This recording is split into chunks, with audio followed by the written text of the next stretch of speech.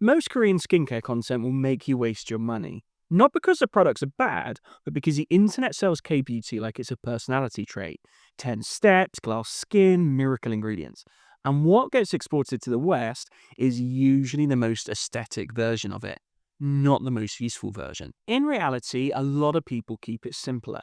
Fewer steps, more hydration, more barrier support, and they're ruthless about what actually earns a place in the routine. If there was an Olympics for skincare, Korea would still win gold.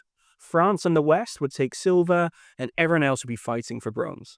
Korean skincare deserves its reputation, but I don't think it's for the reasons most people think. In certain categories, cleansing, hydration, sun protection, Korean products are legitimately ahead. But they don't lead everywhere. This video is about what's actually worth importing, what isn't, and exactly where to buy without getting ripped off or waiting 2 months for delivery. I'm also going to show you a tool that lets you see what Koreans actually use, not what gets marketed to Western audiences, because the two things are often very different. I'm Kirk. I help men in their 30s who look tired or prematurely aged get their skin looking healthier and more rested, without complex routines or hype. I'm a skin enthusiast, and I'm not sponsored by any of the brands, shops, or products I'm about to mention. I've been genuinely enjoying exploring Korean skincare, and I want to share the products I think will actually help you, not just the ones that look good on Instagram or TikTok. Everything I cover, including the routine and where to use each product, is in the free Skin Reset guide linked down below, so you don't need to memorize any of this. Just understand what Korean skincare actually does well, where Western skincare still wins, and the specific products I'd recommend. If that sounds interesting and you want to follow along and help me grow, like and subscribe. Okay, let's reset. Korean and Western skincare have very different approaches and philosophies when it comes to skincare. The Western approach is usually reactive. You have a problem, acne, wrinkles, pigmentation, and you respond by using strong ingredients to fix or treat it. Acids, retinoids, high-strength vitamin C. The Korean philosophy focuses on keeping the skin barrier healthy, hydrated, and resilient, so problems are less likely to develop in the first place. Because of that, skincare progression looks different in Korea. Rather than slowly escalating through stronger and stronger at-home actives, a lot of people run a gentle, barrier-supportive routine day to day. And then, if they want a bigger change, they'll often look to in-office treatments. Korea has a huge, very normalized clinic culture. Lasers, peels, skin boosters. So home routine and occasional clinic visits is a common model there. And that daily routine tends to stay focused on hydration, barrier support, and sun protection. That's largely because Korean routines don't depend on frequent use of aggressive active ingredients in the first place. Personally, I like the Eastern philosophy of prevention. As a man in my 30s, worried about looking tired and wanting to age well, preventing forehead lines, crow's feet, and my skin looking dull seems like the smarter thing to do, rather than waiting for problems to arise and fixing the accumulated damage then. I haven't had any in-office treatments though. I don't see anything wrong with them, and I think sometimes there's a bit too much stigma around them, but it isn't something I felt the need or want to have done to myself yet. But Korean brands do make products with stronger actives: vitamin C serums, retinoids, exfoliating acids. The Dr. Althea Vitamin C is one of my recommended vitamin C products, and that's largely driven by international demand.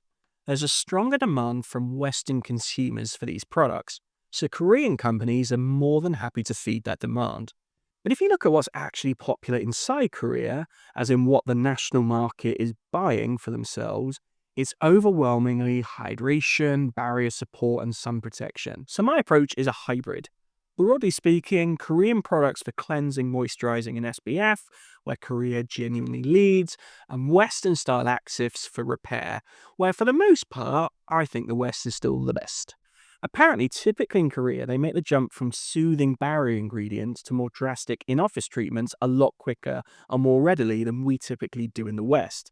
But I think that's got to be because they don't typically use as many active skincare ingredients. When I want to know what's genuinely popular in Korea, I use a platform called Hwahae that I'll show you in action in just a second. Hwahae is one of the biggest skincare ranking platforms in Korea, and it's built a reputation around cleaner review data than most places. Their claim to fame is they don't just let anything fly. They use automated screening to flag suspicious patterns, they apply additional checks, and they're pretty aggressive about removing or downgrading products with obvious manipulation. Brands that try to game the system by submitting promotional reviews or artificially inflating ratings actually get penalized, and their ranking goes down, not up as a result. They've got so much data that you can filter by age group, skin type, and by specific product. So in theory, if you use the platform, it should mean fewer bad buys and fewer products that look impressive but don't actually do anything. Now, there's not as many hype products popping up and disappearing like what you'd see on TikTok, and the same products tend to show up year after year because they genuinely perform. Let me show you it in action. As the time of recording this, these are the most popular skincare products for people in their 30s in Korea right now. Number one is Assura's Atto Barrier 365 Cream, a barrier-focused moisturiser, which I'll come back to a little bit later. Number two is Torridon's Dive-In Hyaluronic Acid Serum.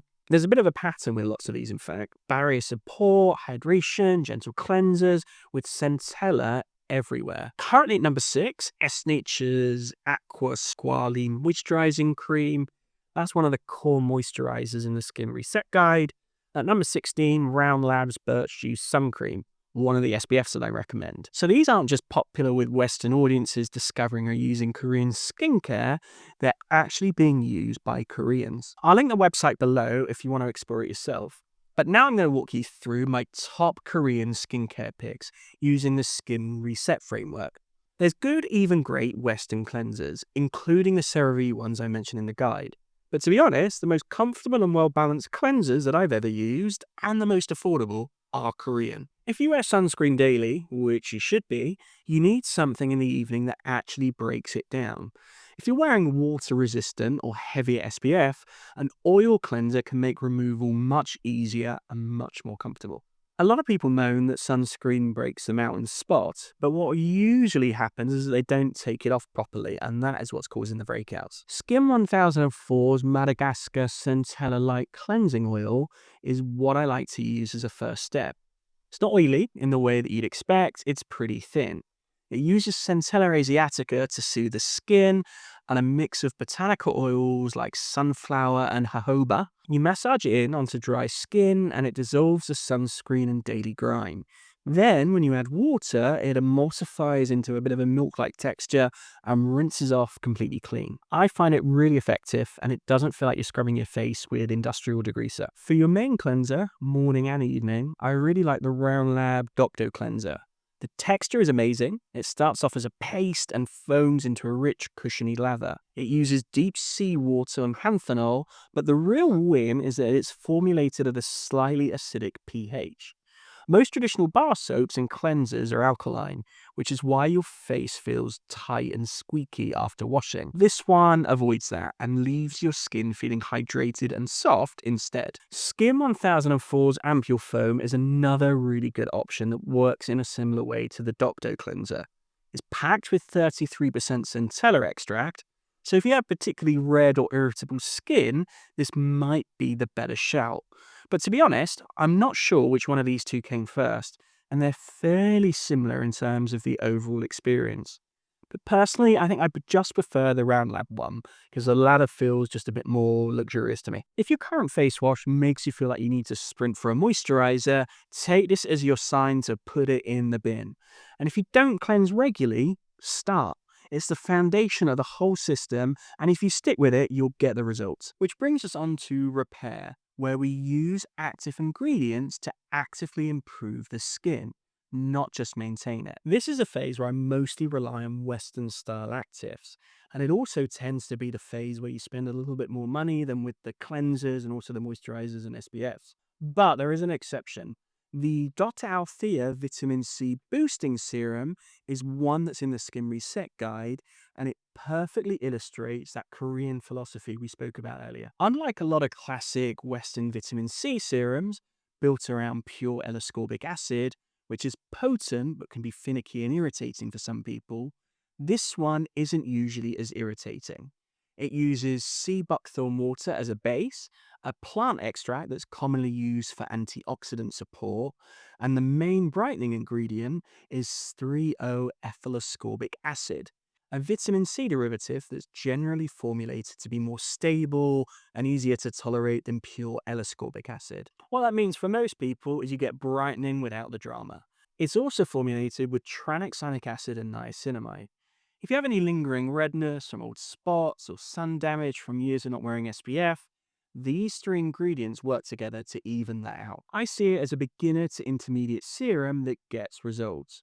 It should be well tolerated and effective without the drama of traditional vitamin C. That said, there are great Western vitamin C formulations like Theramid's Tetramid or Remedy's Daily Defense that take a similar high-tech approach, which might also be worth looking at.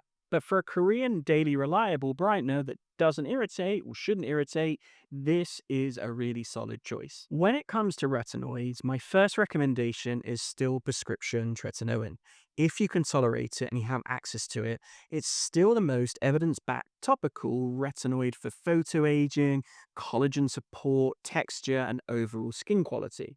If that isn't an option, I'd look at a retinol or a dapiline as the next best alternatives, both of which you'll typically find from Western brands. I've actually done a deep dive video on that, which you should be able to watch up here, but there is a Korean exception that I want to call out. The beauty of Joseon's Revive Eye Serum is a notable exception.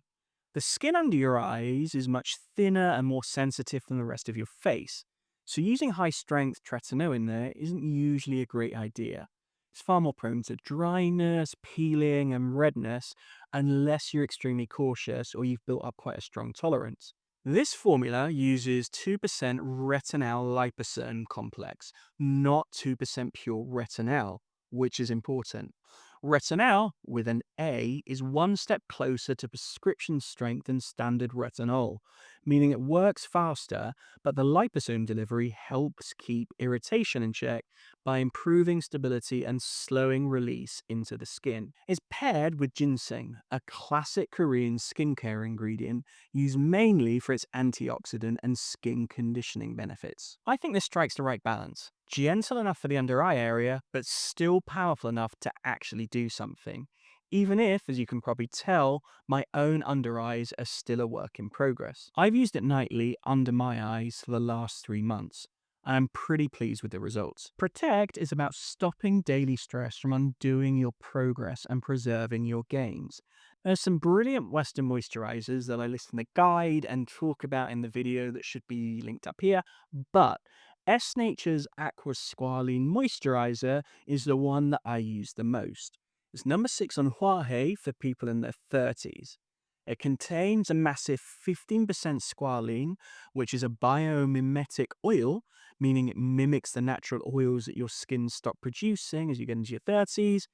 It also uses 8 different types of hyaluronic acid to plump out those fine, tired lines at different depths of the skin. If you shave, the panthenol in here acts like a silent healer for razor burn, so it's good for that too. More importantly, it feels nice, and I really like the way it leaves my skin looking. Round Lab's Birch Juice Moisturizing Cream is another top pick if you want something lighter.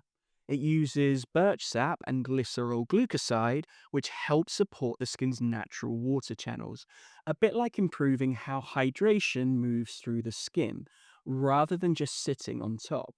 It has a water burst texture that disappears almost instantly, and if you hate the feeling of heavy cream on your face, this is a great option.